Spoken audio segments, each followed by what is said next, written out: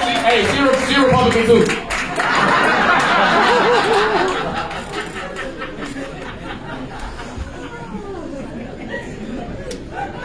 How do you even follow this? Situation all night. Oh my god. I'm just gonna do what it did. Work.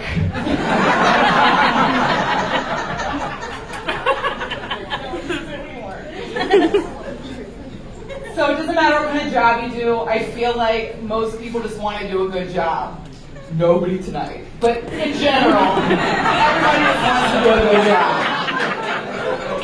But people push us until you get to the point where you're just like, fuck this shit. I try to be super cognizant of that as a customer and especially as a patient. Like at a doctor's office. I work at a doctor's office, so I know like those patients that can push you. So when I go to the doctor, I try to be like, I want to be in and out. I don't want to be a problem. This was not one of those days. I had a doctor's appointment 2 weeks ago for a medication check. I take Adderall for ADD. And with my physician, every year you've got to submit a drug test. So that was where this rolled around too. And so my primary is like, so can you submit a urine sample today? Literally every time I've had to take the drug test for like work or for this, I immediately start to panic and start to think about like, when is the last time I did cocaine? But like, I've never done cocaine. I don't do any drugs. I'm like, not that cool. Prescriptions don't count.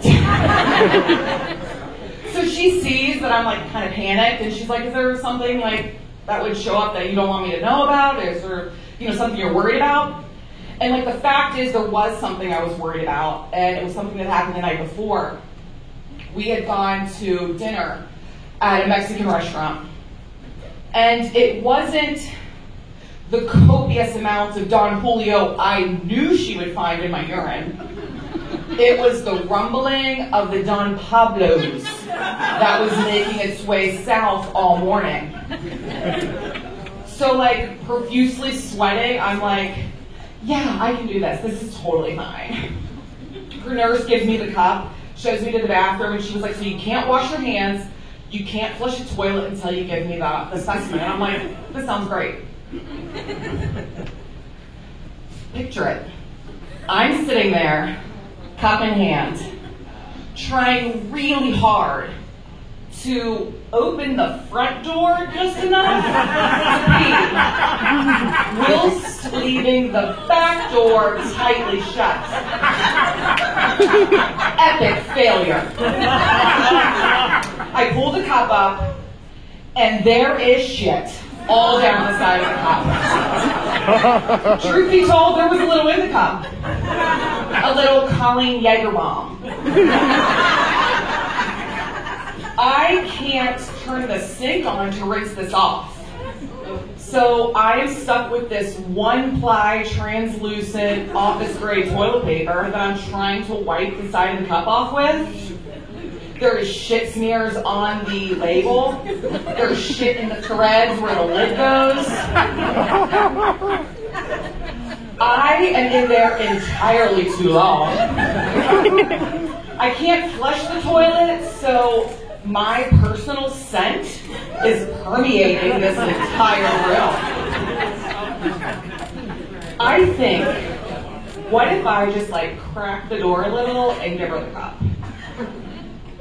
So I try to just crack the door, and she blows the door open. The odor visibly hits her face. She makes eye contact with me, looks at the cup, and says, please wash your hands. I couldn't wash my hands fast enough. And I bolted. I couldn't get to the elevator before my phone goes off. Message, Christ Hospital, my chart. Results, negative. I work in a medical office. I know. You didn't test that result, that put that in my chart, and then send me a notification in the 73 seconds it took me to get to this elevator.